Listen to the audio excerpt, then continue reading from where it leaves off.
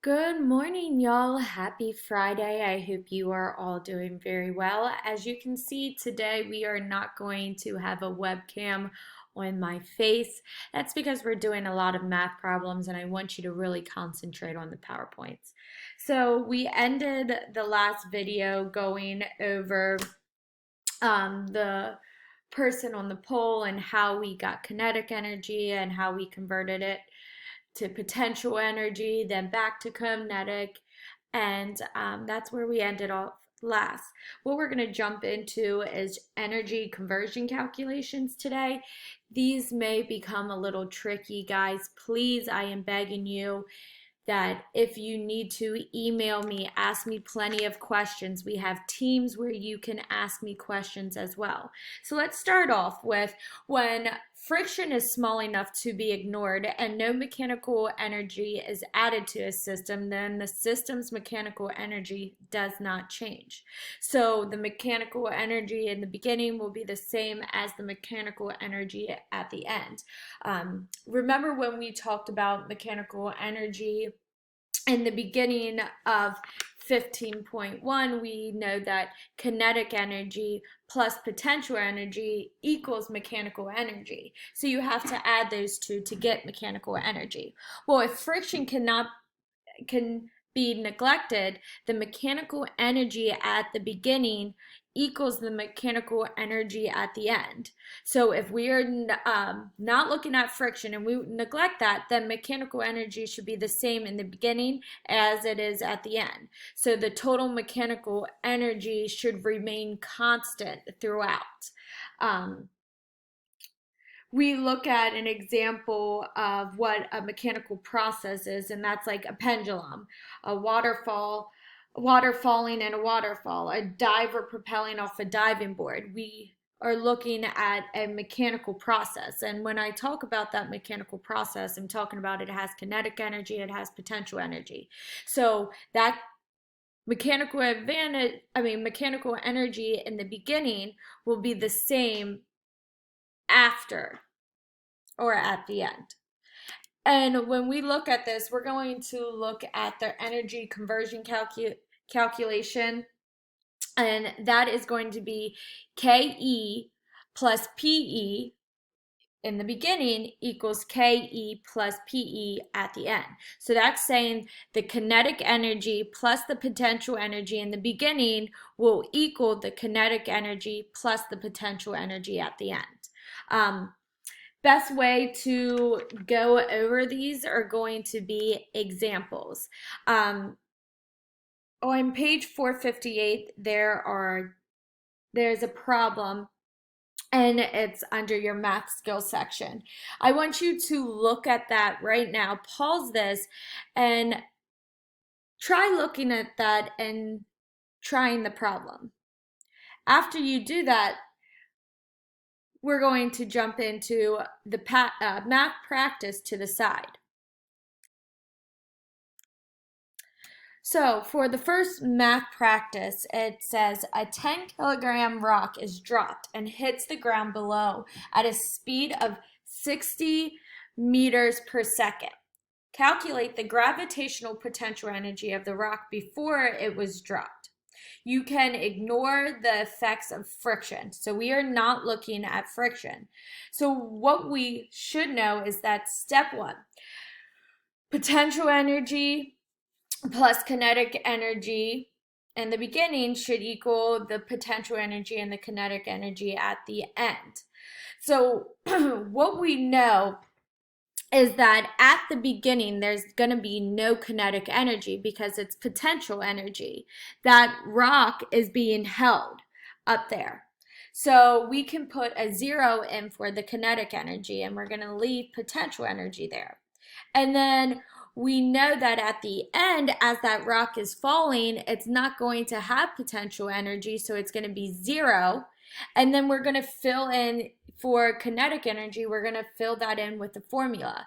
And that's going to be, we know that it's going to be 0.5 times the mass, which is going to be 10 kilograms, times the speed or the velocity, which is going to be 60, and then you're going to square that.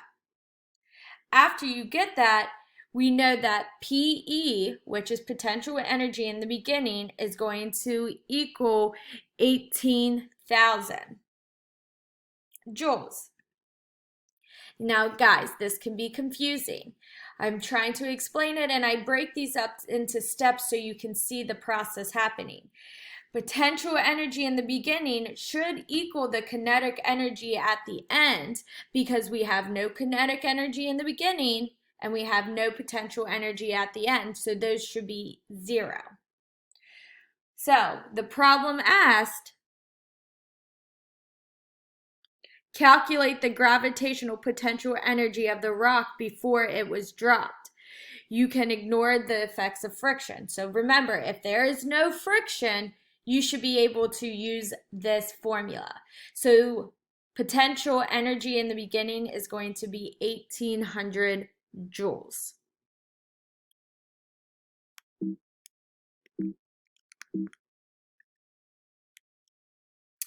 Number 2, a diver with a mass of 70 kilograms stands motionless at the top of a 3.0 meter high diving platform.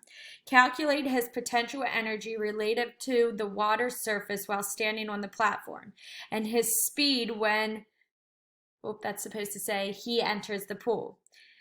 So this is going to look a little confusing. What I would pick out is that at first we know that we have a mass and we know how high it is. So we're going to first figure out what is the potential energy in the beginning. So we have our formula that potential energy equals mass times gravity times height. So we can plug 70 in for the mass. The gravity is going to be 9.8 and the height is going to be 3. After you calculate that, you know that your potential energy is going to be 2058 joules.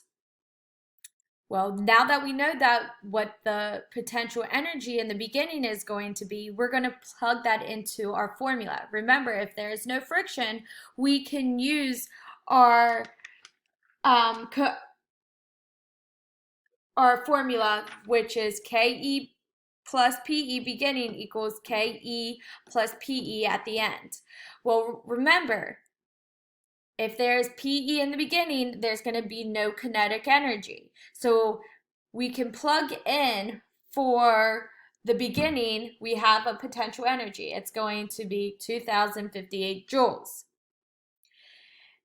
Equals, remember, we know that if we have kinetic energy, we're not going to have potential energy at the end. So we just fill in the formula for KE, and we know that's half the mass velocity squared. So we know that it's going to be half times the mass, which is 70, and then it's going to be v squared. We're not sure what the speed is. We're trying to find out what the speed is when he enters that pool. So when he hits, this is going to be where he has his most kinetic energy. So we're going to solve for v. Some of you might ask, how do I even solve for v? I will attach a picture that shows you the steps how I got that formula to solve for v. You might ask where that 2 is coming from. That 2, you have to flip it, and you have to flip the half, and it's going to turn into 2. I will attach a picture of my work along with this video in RunWeb. So we find out that the velocity is going to be 7.7 meters per second. So we know we answered the question. We found out what the potential energy is going to be, and then we also figure out what the speed was going to be. I am sorry for my phone in the background. Let's look at number 3. A pendulum with a 1 kilogram weight is set in motion from a position of 0.04 meters above the lowest point on the path of the weight. What is the kinetic energy of the pendulum at the lowest point? So we have PE beginning. We got to find out what the PE, what's our potential energy. So we know that our formula is going to be mgh, which is mass times gravity times height. So we know it says right here, a pendulum with 1 kilogram, we can plug 1 in for the mass. Gravity is going to be 9.8, and then it says that it is a position of 0.04 above the lowest point. So we know that the height is going to be 0.04.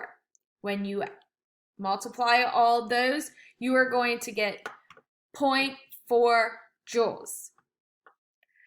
Well, at the beginning, we know that if we talk about a pendulum, remember we discussed this last class, at the very top, that is when it's going to have its highest potential energy. So there's going to be no kinetic energy there.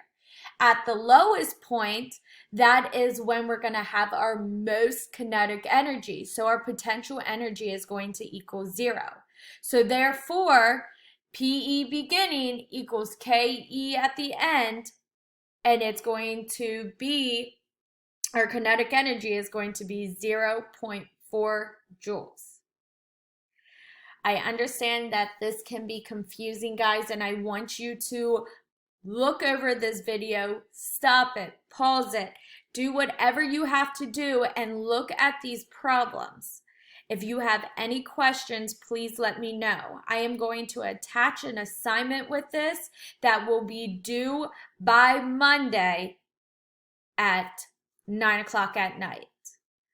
All right, guys, if you have any questions, please let me know.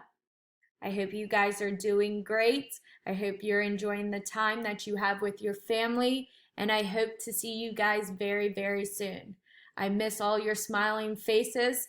I miss all the laughs that we had in our class, and hopefully we're together soon. Enjoy your weekend, guys.